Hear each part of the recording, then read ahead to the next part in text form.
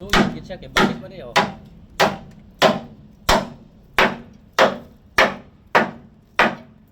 Pikas. Di mo pareha sa kusog. Yes.